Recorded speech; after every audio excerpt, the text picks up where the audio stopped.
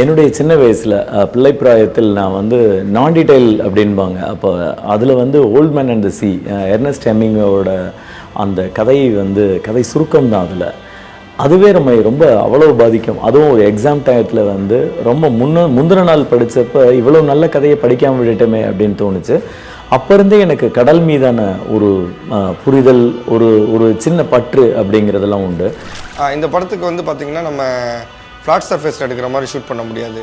பஸ்லேயோ ட்ரெயின்லேயோ வீட்லேயோ நம்ம நிறைய இடங்களில் ஷூட் பண்ணியிருப்போம். ஆனால் கடலுங்கிறது அது ஒரு தனித்துவமானது. நம்ம ஒரு இடத்துல போட்டை நிறுத்தி வச்சுட்டு அது பக்கத்தில் ஒரு பிளாட்ஃபார்ம் ரெடி பண்ணியிருப்போம். அங்கேருந்து ஜிப் மவுண்ட் பண்ணி நம்ம கேமரா ரோலிங் அப்படிங்கும்போது அதுக்குள்ளே அந்த போட் அந்த அடுத்த வேவ்ஸில் நகர்ந்துடும். அப்போ வந்து அது ஒரு பெரிய சேலஞ்சிங்கான விஷயம். போட் நான் பண்ண ஒரு ரொம்ப டஃபஸ்ட் ஃபில்மில் வந்து boat plays a major role.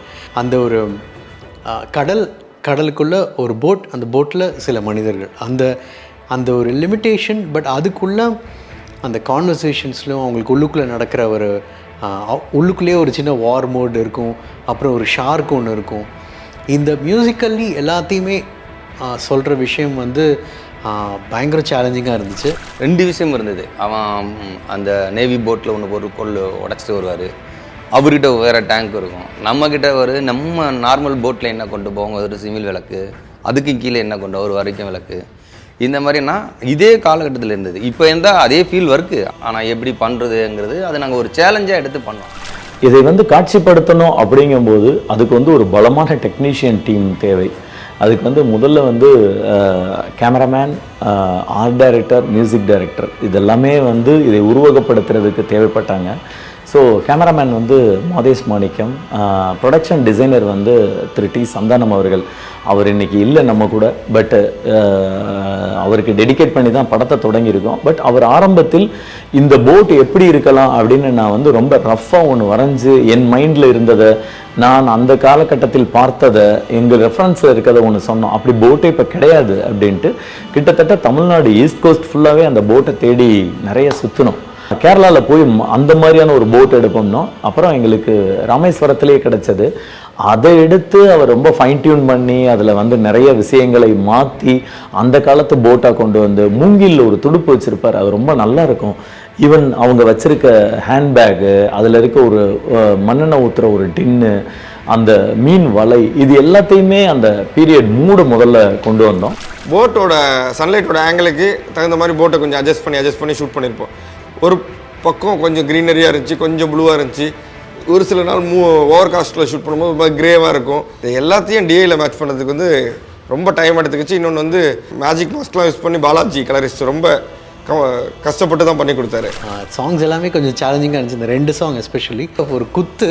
But ஆனால் அது வந்து ப்ராப்பரான கிளாசிக்கல் பேக்ரவுண்டில் இருக்கணுங்கிறது வந்து சேலஞ்சிங்காக இல்லை, பட் ஒரு எக்ஸைட்டிங்கான விஷயம். ஓகே, 2 மிக்ஸ் பண்ணால் எப்படி வரும்னு அதுதான் இப்போது சுதா ரகுநாதன் மேம் பாடியிருக்காங்க. என் ரெஸ்பான்ஸ் ரொம்ப நல்லா வந்திருக்கு. மேமும் மெசேஜ் பண்ணியிருந்தாங்க. இன்னொன்று அப்படியே அதுக்கு உல்ட்டா ஒரு கர்நாடிக் மியூசிக் தெரிஞ்ச ஒரு பொண்ணை இம்ப்ரெஸ் பண்ணணுன்னு நினைக்கிற ஒரு மெட்ராஸ் ஆள். ஸோ அதுதான் சரி பாட்டு தேவா சார் பாடினார். யோகி பாபு அவர் வந்து ஒரு வித்தியாசமான ஒரு முடி, அவர் முகமைப்பு எல்லாமே ஒரு யூனிக்கான ஒரு நடிகர். இது எல்லாம் ஒன்றாக அமைஞ்சப்போ நான் திரு யோகி பாபு அவர்களை பார்த்து இந்த லைனை வந்து ஒரு 20 நிமிஷம் தான் சொன்னேன். சார் நம்ம கண்டிப்பாக பண்ணுறோம், சிறப்பாக பண்ணுவோம் அப்படின்னாரு. ஃபஸ்ட்டு ஒரு 8 days ஷூட் பண்ணிவிட்டு எடிட் பண்ணி பார்த்தோம். ஃபஸ்ட் ஷெட்யூல் ஷூட் பண்ணும்போது வந்து கொஞ்சம் சேஃபாக பார்த்து பண்ணோம். என்னென்னா கொஞ்சம் ஒரு பிளாட்ஃபார்ம் அடிச்சுட்டு அது மேலே ஜிம்மி மவுண்ட் பண்ணிட்டு, அது சில நேரங்களில் தண்ணி வந்து அடித்து தள்ளிடும், சில நேரங்களில் தண்ணி அந்த ஜிப் லெக்கெல்லாம் மூழ்கிற அளவுக்கு வந்துடும். அப்போ வந்து என்ன பண்ணலாம் அப்படிங்கும்போது ஒரு நாள் ஹேண்டில் எடுத்துகிட்டு உள்ளே போய் பார்த்தேன். அதுவும் பயங்கரமாக நிற்கவே முடியல போட்டில் கேமரா வச்சுட்டு. அப்போ தான் என்ன பண்ணலாம் போதும் ஒரு ரிக் பண்ணி அங்கங்கே ஃபிக்ஸ் பண்ணிக்கலாம் கேமராவை. அப்போ வந்து அந்த போட்டோட மூமெண்ட்டும் வேவ்ஸோட மூமெண்ட்டுக்கு தகுந்த மாதிரி ஆர்டிஸ்டோட மூமெண்ட்டும் இருக்கும். அப்போ வந்து அது ஒரு தனி ஃபீல் கொடுக்கும். போட் வந்து கண்டிப்பாக செட்டில் பண்ண முடியாத படம். பொதுவாக என்னுடைய அபிப்பிராயம் என்னென்னா, எதை வேணாலும் செட்டு போடலாம், ஒரு பில்டிங்கை, ஒரு கோட்டையை, அந்த மாதிரி. ஆனால் இயற்கையை வந்து நம்ம செட்டு போடுறது வந்து ரொம்ப இருக்கிறதுலே டஃப்பான ஜாப். இப்போ வரைக்கும் சிஜியில் வந்து வாட்ரு, ஃபயர் இதெல்லாம் தான் ரொம்ப கஷ்டம்பாங்க. ஏன்னா அதை க்ரியேட் பண்ணுறதுல உள்ள டிஃபிகல்ட்டிஸ் அதுதான். தமிழ் சினிமாவில் ஒரு மிகப்பெரிய ஒரு முயற்சின்னு தான் நான் சொல்லுவேன். இது வந்து ஒரு சொல்லப்பட வேண்டிய ஒரு எமோஷன். அதை வந்து இந்த மாதிரி ஒரு மனிதர்களை வச்சு சொல்லியிருக்கிறது. அண்ட் எனக்கு வந்து மிகப்பெரிய ஒரு சேலஞ்சிங்கான ஒரு ஃபில்ம்.